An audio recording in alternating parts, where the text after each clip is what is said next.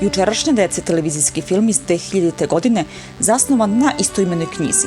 Amerikanka Jenny od malena ima snove o porodici koja živi u Irskoj 30. godina 20. veka. Kad u 42. godini ponovo zatrudni, snovi će ju se vratiti. Ona postaje ubeđena da je baš ona bila žena, majka porodici iz sna i baci se u potragu za njenom decom koje su najverovatnije još uvek živa. Lagani film i zanimljiva priča. Knjigu je napisala Jenny Cocknell i napisala ju je po istinitom događaju. Ekranizacija je izmenila knjigu, ali time nije umanjila zanimljivost ni poremetila tok radnje. Film je izmenio Jennino prezime i godine i načinio ju je Amerikankom, dok je prava Jenny iz Engleske. Jenny Cocknell je rođena 1953. godine u Engleskoj i kao malu su je pratili snovi o porodici koja je živjela u Irskoj 20. godina 20. veka.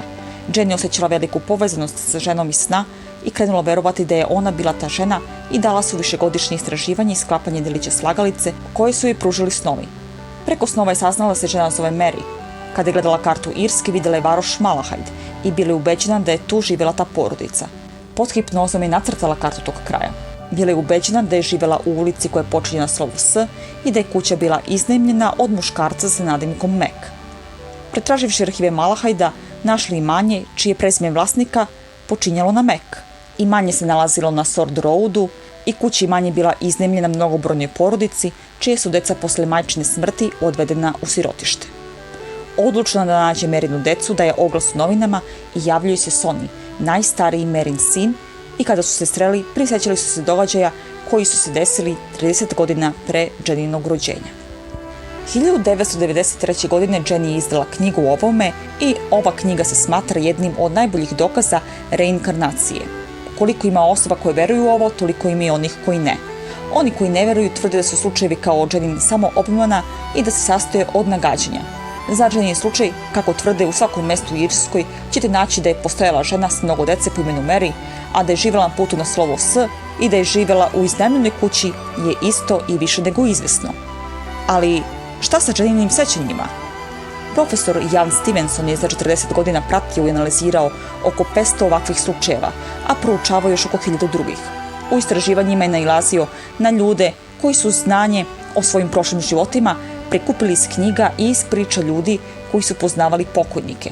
Zato se on usred sredio na ljude koji su nosili neki belek ili ožiljak. Jedan od takvih slučajeva je bio Indijac koji se rodio bez prstiju na desnoj ruci. On se sećao celokupnog života čoveka koji je živeo u susednom selu i koji je u poljoprivrednoj nesreći izgubio sve prste desne ruke.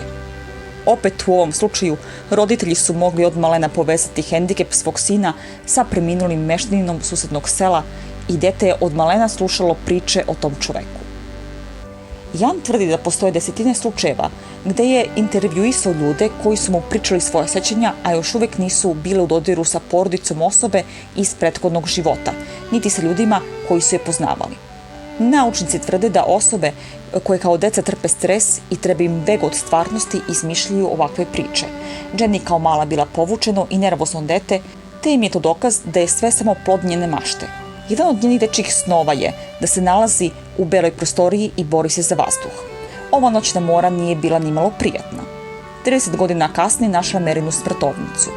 Simptomi bolesti od kojih je umrla su isti kao oni koje je Jenny osjećala u snu, ali kako nema dokaza koje nauka zahteva da potvrde da ih je ona stvarno sanjala, a ne samo izmislila kasnije kada je pronašla podatke, i dalje su podeljena mišljenja o ovom slučaju. Možda je pravo rešenje ono koje je ponudio sveštenik iz filma. Nema reinkarnacije, već je Merina duša samo tražila nekoga da se pobrine za njenu decu. A zašto je čekala toliko godina da se nekome obrati? Pa, i same kazne i nagrade Božije mogu doći posle dugog perioda i preneti se na naredna kolena. Blagodarim na pažnji. Zdravo!